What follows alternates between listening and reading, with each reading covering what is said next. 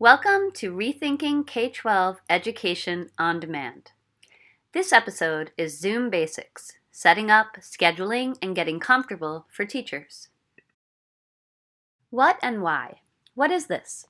Zoom is a cloud-based video conferencing service you can use to virtually meet with others, either by video, audio only, or both, all while conducting live chats.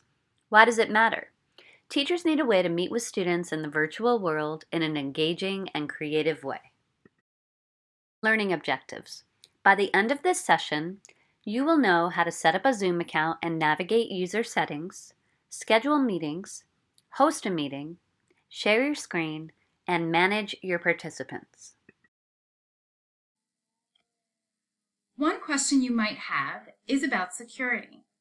I'd like to reassure you that if you spend some time in your Zoom settings before your first meeting, you can make sure that it is secure.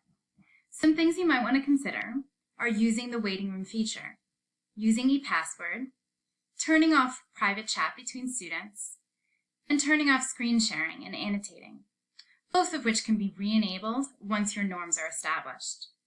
There are many other settings to explore, such as the chime upon entry and muting all.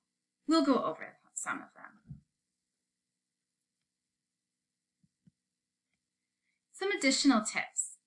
Know how to remove, mute, or move students back into the waiting room before issues arise.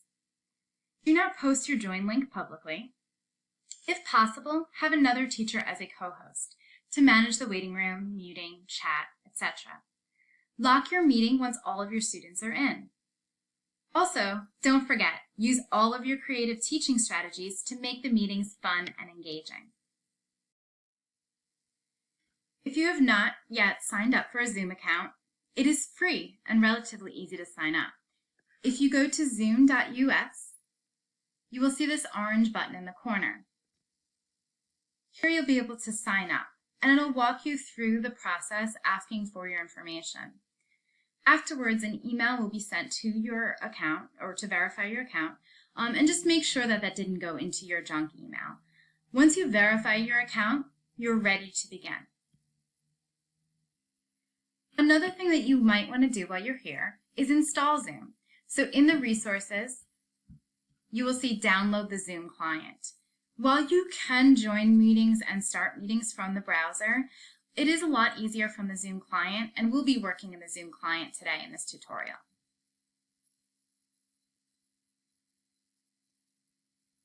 Before I go into the client, I would like to show you a little bit that you can see in the browser. So when you log in, you'll see your meetings, including previous meetings, your personal room, and other ways, meeting templates. From here, you'll be able to schedule a meeting as well. And then there's also your recordings and settings. When you look at your settings, there are a lot of options to go through. We'll go over a lot of the security features. I did mention the waiting room before. Enabling a waiting room will mean that people cannot enter without your permission. So even if that link was able to get out somewhere, that join link, people wouldn't necessarily be able to get into the room. You would just get a notification that they are waiting outside in order to be in. Also, some of the features that should be enabled by default, such as requiring a passcode, the same thing for instant meetings. Okay. And then embedding a passcode in the invite link. This can be important for people to be able to join with one-click join. You can also require different passwords and put in different restrictions. In here you can control whether or not the video and the participants for the host and the participants are on, and the different audio types.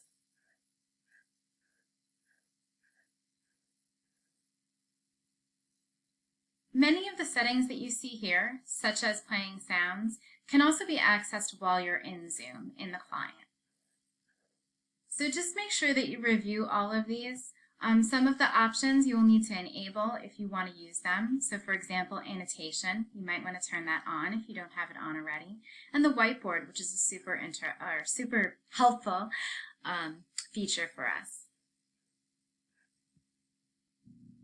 Again, also consider your student population. This is one feature allowing participants to rename themselves that you might want to turn off.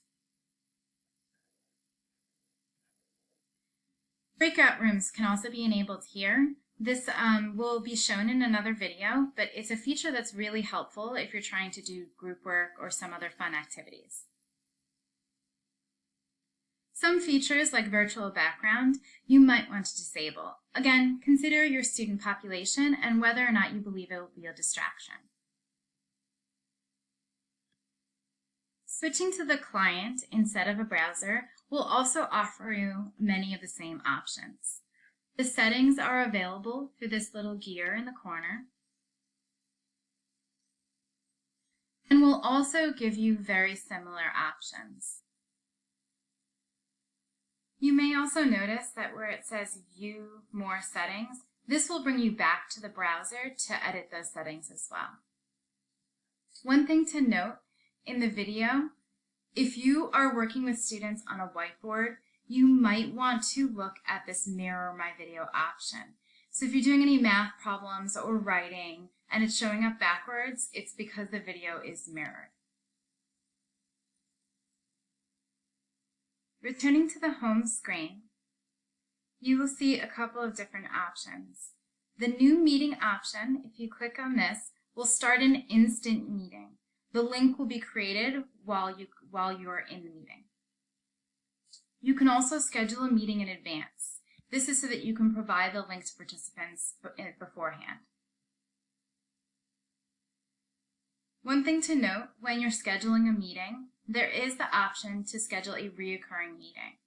So when you click on schedule a meeting, it's going to ask you to pick the time and duration of the meeting. If you scroll down, you'll be able to change some of the individual settings, like whether or not you want the host video on when the meeting starts, and the same with the participants. Here you can choose which calendar you want the meeting to notify you for. In the advanced options, you can enable the waiting room and also mute participants upon entry. You can also automatically record the meeting, but for security purposes, you won't be using that most of the time. Another thing to note that is very helpful when scheduling a meeting is to check off recurring meeting. This will save the link and the room so that you can use it again in the future. This will be helpful if you're meeting with the same group of students on a regular basis or with your colleagues. If you need to access your previously scheduled meetings, they'll be found in this tab on the top. When you click on the meetings, you will see a list of your meetings upcoming and meetings that you've recorded in the past. You will also be able to see the meeting invitation from here and copy the invitation if you need to send it somewhere. If you scheduled a reoccurring meeting, this is where you could start and join the room that you've created. When you press Start Meeting, it will open up this screen.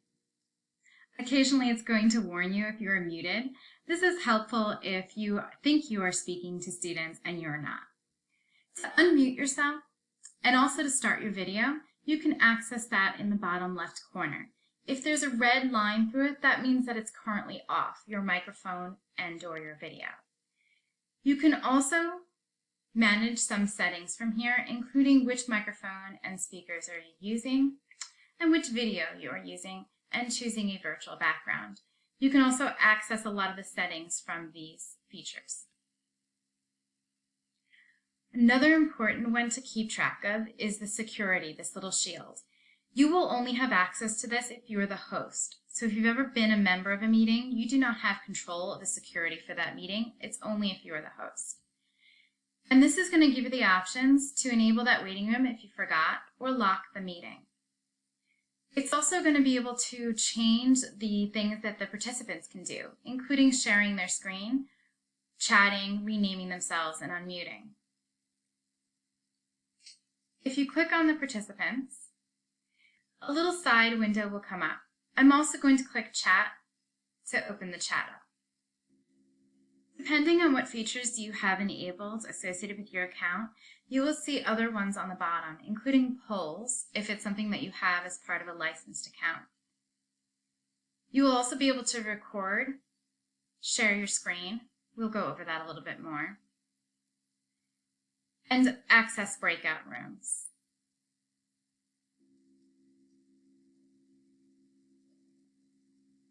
I'm now going to use a trick I do in order to practice hosting and managing my participants. I'm going to use my phone to join,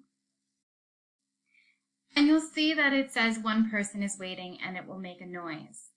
From here, I can click to admit or remove the person.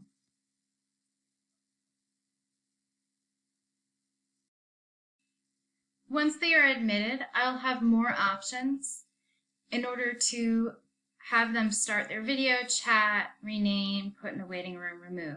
This is helpful if you have any classroom management concerns. Okay, now we are ready to share our screen. One note here, you can also manage how the sharing is enabled if your students can or participants can share as well. In the advanced share options, you'll be able to adjust it so that participants can share. When you click Share Screen, it should open up in the basic version. There's also the Advanced tab. But let's first talk about the basic. Choosing Share Your Screen will share anything that you show on your screen. Whiteboard is a virtual whiteboard. If you have an iPhone or iPad, you can share an additional screen. That iPad would be a separate screen, and you would be able to still use the regular Zoom for your video and managing your content. You can also choose individual programs, such as PowerPoint or your Google Chrome. The advantage to choosing one of the things that is below, one of the specific screens, is that if you switch away from that, it will just freeze for the students. This is helpful if you have things like your email or something else open that you might not want to accidentally show to students. If you're looking to share your computer sound to show a video or show a video in general, make sure that you click these two boxes down here. In the Advanced tab, you will see the portion of the screen share. Also just music or computer sound or a second camera. So for example, if you have a document camera that you would like to use. Let's try out some of the things with the basic. First, let's share a PowerPoint. When you share the PowerPoint, the students are going to see the whole screen, and you'll notice that it took over your screen. If you go to present the PowerPoint, it will take over the whole screen, and the students will also see that. You'll notice right now that I cannot see my participants or my chat. If I were to click on that, it would come back up, and then I can also access my chat again to open it up.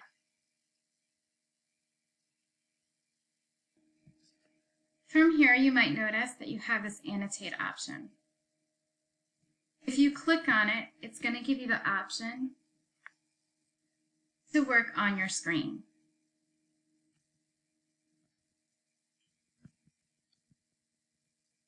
You can even type text. To clear everything, you would press clear. You can also save it. And this might be helpful if you're trying to model something for your students. The cool thing about this share with the annotations is that you'll also be able to do it in browser. So let's say that you want to show students an article.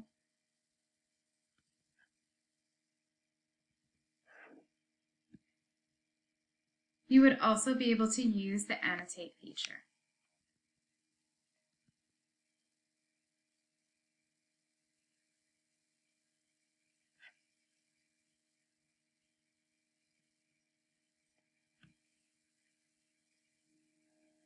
Let's try a different share. The whiteboard share. It's similar, it gives you all of the annotation options, except that it gives it to you available on a whiteboard.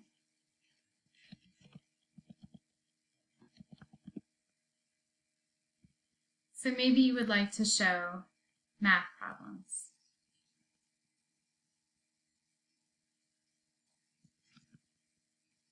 And work with students. One thing that's helpful from here is you can also save these whiteboards as you work through each of the steps of the problem. If you need to pause your share, you can do so here and it'll let you know. And then you can also change your shares from here. Now that we've reached the end of the episode, you should know how to set up a Zoom account and navigate user settings, schedule meetings, host a meeting, share your screen, and manage your participants. For more information about additional TRLE video on-demand sessions and other available TRLE programs, go to pd.swboces.org/TRLE_grant or contact Mary Beth Wilson. We value your feedback about your experience with this digital resource. Please take a moment to share feedback about your experience with this resource using the following link.